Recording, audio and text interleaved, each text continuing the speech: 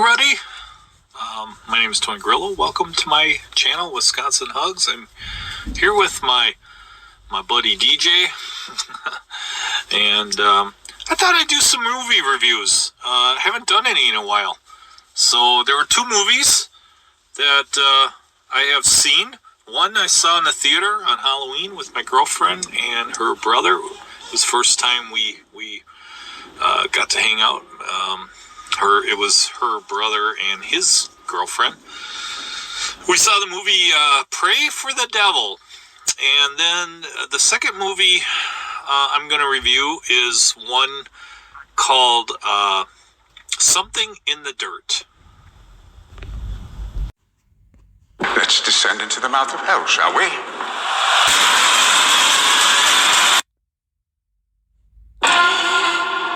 These sessions are mandatory for all staff, Sister Anne. My mother struggled with depression. Annie, honey, can I come in? But even as a child, I knew it was Annie, open the door, please. more. Let me in, Annie! Let me in! My mother talked about hearing that voice inside. She said the voice didn't really want her. It wanted me. The citadel has fallen. Black smoke blots out the sun. Because as some of you may already know, we have a female student in the class, only as an observer. So, let's descend into the mouth of hell, shall we? There are more possessions reported today than at any other time in history. So we must fight for every soul. Defend us in battle against the spirits of wickedness.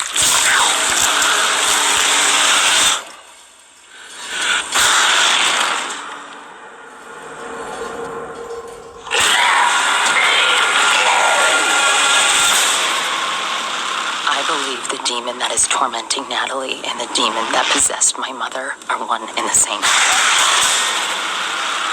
I'd like to teach Sister Anne just enough to protect herself and others.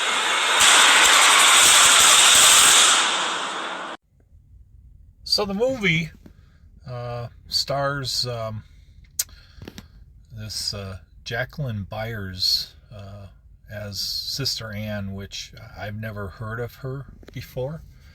But mostly it's a movie with really relatively unknown actors and actresses, except for Virginia Madison, who starred in quite a few films like Candyman. She's from Chicago, and then she moved to Los Angeles, and she starred in Sideways and The Hot Spot, The Haunting in Connecticut, The Magic of Belle Island, and The Number 23. And then you have Colin Salmon, and I remember him from Green Arrow. I thought he did a great job there acting in that role.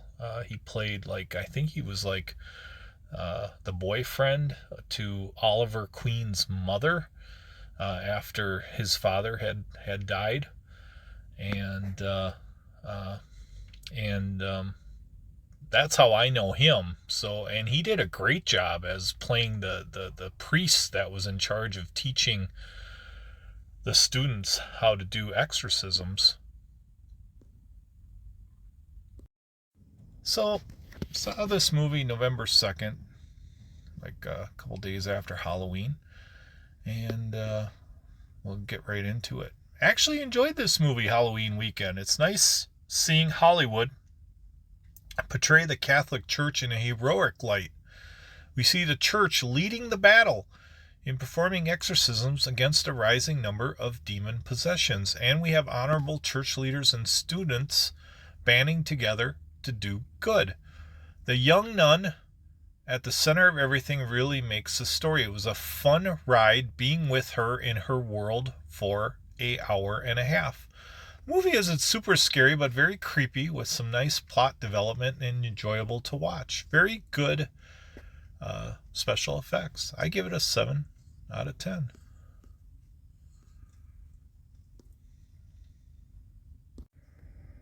So before I get into the next movie review, I just thought I'd share this with you real quick. You know, it's really nice having someone in your life, somebody that, you can get good morning texts to. And me being a truck driver, I'm on the road all the time. So I only get to see her on weekends, and I'm away from her all week. But I sent her this. I sometimes I like to just try to find things that make her laugh.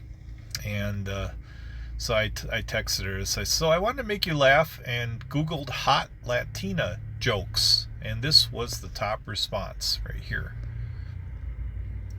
When you tell your boyfriend a joke and the girl under the bed started laughing too. I can't believe that was the number one response to my query, and I don't know, she did laugh at that, so thank goodness she has a sense of humor. But I thought I wanted to find her like some kind of funny joke, with like a Latino lady, and that's what I got. That's what I got. So the other movie that me and the girlfriend watched like last weekend. Hold on a sec here.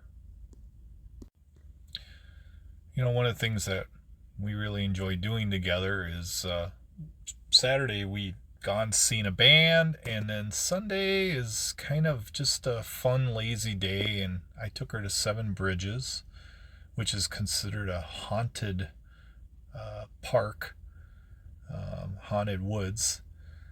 Supposedly there's ghosts that frequent that place, and it's right by Lake Michigan, and there's like a little river that runs through it, and this is the pathway right here.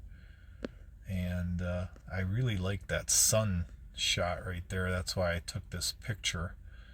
And then I took this picture right here of Elizabeth and my dog DJ. But after we gone hiking, we went home, we had supper, and then we sat down and watched. We were looking for a movie to watch, something neither one of us had seen, and I came across Something in the Dirt. So taking a quick looking at the ratings, because I did actually look at this stuff before I decided to plop my, I bought the movie for like $6. I ordered it on my Spectrum channel, but it got 90% ratings on Rotten Tomatoes. It got the 6.1 out of 10 on this IMDb thing, and then 76% on Metacritic critic. So there it had good reviews, and then it talks about, it has Something in the Dirt has the gritty DIY vibe of the no budget world from which it sprang. It's both thought-provoking and crazy making. Okay. And here was another review. Paranorma is irresistible. Something in the Dirt, and kind of gave it the same thing. Here it is, overlong and overwritten. Nevertheless, it unfolds with an enjoyable comic quirkiness, a tale of two doofuses who sought meaning in symbols. And yeah, that's a pretty good review there too. And here's a kooky, spooky sort of mystery, and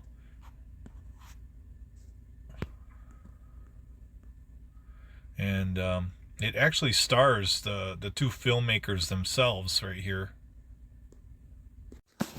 So I'm looking at some of these reviews here on IMDb, and here was one, 5 out of 10's weakest film by the duo so far, but yeah, it was more focused on the drama and character development. The mystery of the phenomena had me pretty interested throughout the movie. Let's see. This person gave it a 8 out of 10. Fly Me the Moon, or somewhere close to it, no puns intended. Me. Obviously, if you know the duo, you may have seen their early work and feel right at home with them acting and going all out with the conspiracies and all the other stuff going on. There's actually so much unpacked, and I don't really know where to start, but the duo's got good chemistry, and and it's quite out there. Yes, that is something there. A well-made film that goes nowhere. That's what another person. I don't want to give any spoilers away, so I'm not going to do that. This person gave it a 7 out of 10. Here's somebody gave it a 1 out of 10. What's the other word for trash? Well, there could be many, but this movie is pretty much qualified for it. Not my cup, not my kind of cinema where one has to find art in the movie. I'm there for entertainment, not to pull my hair off at the end as to what on earth have I been watching. It is someone playing hypnotism with this movie, or perhaps this kind of cinema is more understandable when one is super high on some drugs. Otherwise, I can't figure, and I certainly don't want to figure this out. Being useless and senseless for me, I will pass any time of day. This person gave it a 7 out of 10. Basically, they're these two neighbors start witnessing supernatural events in their Los Angeles apartment. They realize documenting the paranormal can inject some fame and fortune into their wasted lives, and even ever deeper, darker rabbit hole their friendship frays as they uncover the dangers of the phenomena, the city, and each other. So, but they gave it this person gave it 8 out of 10. Breath of fresh air. They did, for relatively new actors, they did well. So big congratulations to the two of them. You didn't need big budgets to make a decent movie or the use of a mobile phone to shoot the entire movie. Acting was solid. The only downer was the length of the movie. If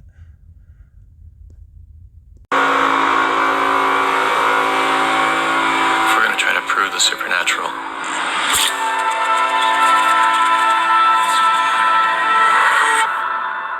we're going to need some kind of visuals. People won't believe it. Start over.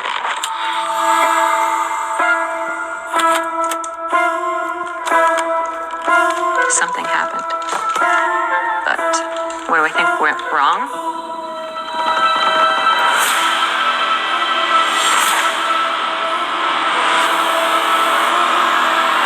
I still believe part of it was real. This city was designed according to this tablet. Maybe these gateways to other dimensions are actually all around us. You can couch it in scientific terms, it doesn't really matter. I don't think anything is worth what happened. Hey, you don't think that has anything to do with what we're doing downstairs?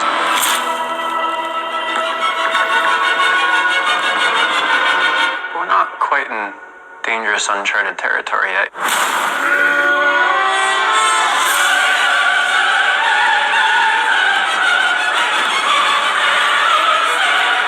I'm going to try to eat it. So this is the review I wrote. Me and the girlfriend, Elizabeth, we watched that movie.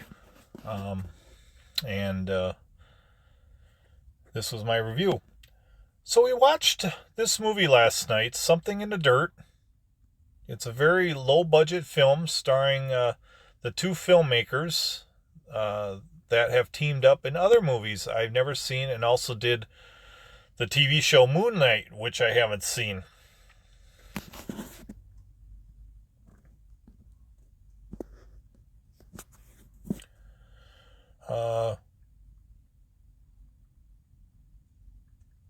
The movie was made in one of the guys' actual apartment, and the review said it was about two down-on-their-luck guys that team up to hopefully earn money and fame by filming a documentary that catches all the paranormal activity that's going on in one of the guys' apartment. So did we like the movie? Well, she didn't. Well, I stuck it out because there was moments of great storytelling that left me curious enough to want to see how it was all going to end. So the movie starts out with these two guys meeting each other and discovering the paranormal activity together. Then they start filming the paranormal activity, but as they do this, The movie itself turns into a documentary that is being made about the documentary these two guys are making. And this documentary about the now, I'm guessing, never finished documentary is being put together by unknown people we never see, who conduct interviews with people we never meet in the film, but supposedly had interactions with the two film guys that are telling the story about. So during this new documentary project that we are watching about this unfinished documentary, we get to see the unknown filmmakers change the title of their documentary, which I found funny because the two film guys couldn't agree on a title for their film. The math teacher wanted Something in the Light, while the other guy wanted The Door That Won't Close or The Door That Won't Shut. I can't remember which title, but I personally would have chosen the title The Weird Little Apartment. Now, even though the film has long, boring parts where nothing happens except for a few moments of objects floating around in the apartment, some bright light orbs that show up to say hi, there is some enjoyable X-Files conspiracy dialogue between the two main stars of the movie, where they go back and forth in their discussion of unexplained phenomena from all over the world while trying to explain what's going on in this weird little apartment. There's even a part where some giant crystals start appearing, and one of the guys uses one as an ashtray. Now, here's where we get into the woke writing parts of this movie. Now, while the other movie was really nice because Hollywood in that movie didn't bash Christianity or Catholics, more or less, and that was really nice to see. Here we get a movie that is written by some woke writers, and we find out the math teacher recently divorced his husband, which I don't have a problem with, while we learn the other guy is a registered sex offender. Now, I've heard about the woke's agenda downplaying the registered sex offender status, and this is one of the parts of the movie that I'll admit kind of ticked me off. In the movie, the guy explains he couldn't find a bathroom anywhere and was convicted of being a sexual offender for exposing himself while publicly urinating on a wall. And the other guy buys it without calling any BS on it and acts like now it's okay for them to be best friends and make a movie together. So the sexual offender's okay with his new friend being gay, and the gay guy is okay with the other guy being a sexual offender. Even more funny was my girlfriend bought the story of the sexual offender as well and felt bad for the guy, and I felt like I was the asshole when I started Googling laws around the story and debated its validity. This is the one part of the movie my girlfriend actually put down her phone to watch it. In my Google search, I couldn't find it anywhere that someone has ever been convicted of exposing themselves while publicly urinating. But my Google search also said it could be possible. And can happen depending on where the person did the public urinating. So, yeah, I suppose, if a guy decides to urinate, by a tree next to a kid's park, I could maybe see that being more than just, disorderly conduct for public urinating. And if they are a repeating offender, if they keep doing it all the time, then they could get that harsher charge. But still, no one's ever been convicted of it. So, and like I wrote here, but then again, it's very rare for that to happen. And I admit I was slightly offended the writers came up with this weak story to defend the character for being convicted of that crime. Then we find out later in the movie this isn't the first time this character has had trouble with the law, and it goes through some other stuff there of him being totally lost my place for a sec, but hopefully I don't repeat myself here. But then we find out later in the movie this isn't the first time he had trouble with law. I did repeat that. And about the unfinished documentary dives a little into this, while the two main characters share with each other their stories of failure, while hoping at the same time this documentary that they are making together will finally make them successful.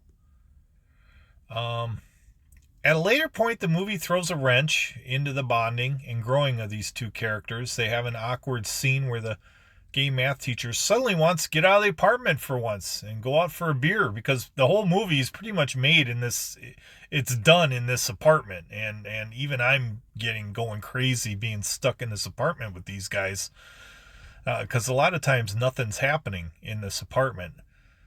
But as he does this, I believe he unintentionally makes it sound like he's thinking of it as a date. And even though the sexual offender is okay with the guy being gay and he really likes beer, he declines the offer, saying, "I'm sleeping on the couch tonight. You can have the bedroom." And again, this is a good part of storytelling, because there's this whole big world out there where airplanes constantly fly loudly over the building, like right over the rooftop. And there's a big fire in the distance. Suddenly breaks out, filling the sky with smoke. And, these two guys are kind of wondering if all this craziness that's happening outside their apartment building is a result of what's going on in their little apartment. And these two guys have a moment to venture out together and leave this cramped, sad, weird little dumpy apartment. And instead, they choose not to go. During the movie, I did enjoy the math teacher's pursuit to find some kind of mathematical logic to explain the weird mystery of the apartment, but the friendship between the two men begins to deteriorate as the guy yells at the math teacher for drinking all his beer in the apartment without replacing it, and the math teacher goes off on the guy for, never keeping a job, always dressing in children's clothes and not doing any work on a documentary because he's afraid to succeed and dresses the way he does and acts the way he does, so no one expects him to succeed. As for the ending, well, it's definitely interesting, and I'm not going to spoil it here for you guys. And the film does draw the final conclusion as slowly and painfully as it told the rest of the story of the entire movie. Yeah, it took a while to finally get to the end as to what happened and why this movie didn't get finished, and what happened to these characters.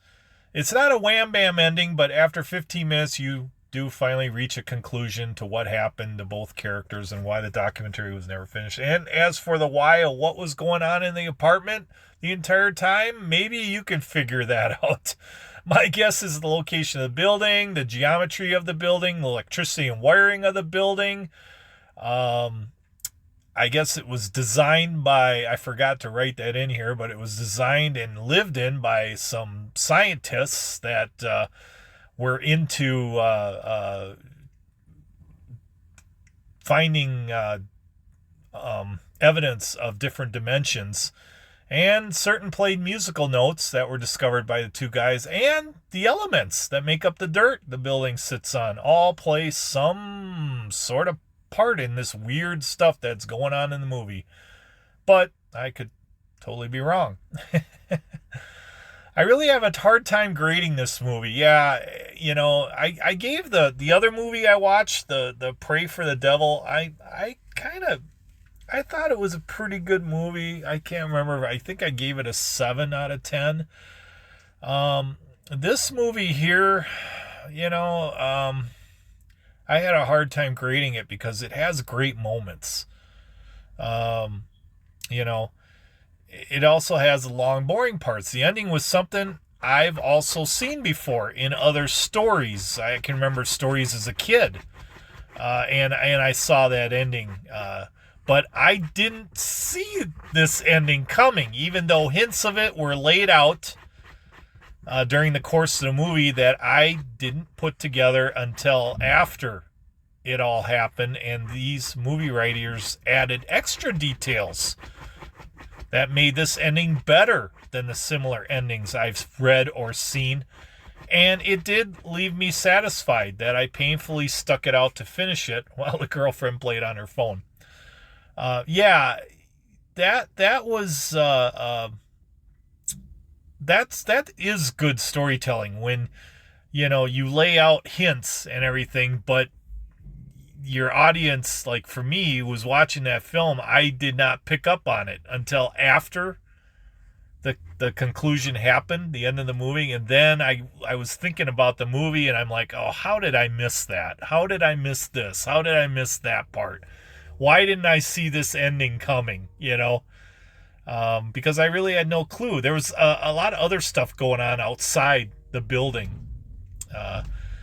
And then you had the friendship deteriorating, and they were starting to hate each other, and I was thinking it was going to be one of those murder things, murder between two friends, but you're just gonna have to watch the movie to find out exactly what had happened. Rolling Stone called it awesome, and I've seen other reviewers say it's a big waste of time. I guess I'm in the middle of this one. If I'm going to give the movie a grading, I'm going to say I didn't like it as much as I liked Pray for the Devil, and I think I gave that movie a 7. But at the same time, I think it's better than average, so I think it's higher than a 5. So I guess I'll give it a 6 out of 10. And so that's my 2 reviews for the movies, and I hope you all this is the star right here, the star of the movies, these 2 guys, and that was that little apartment that they were in, and this was the poster of the movie. So, well, that's it for my movie review.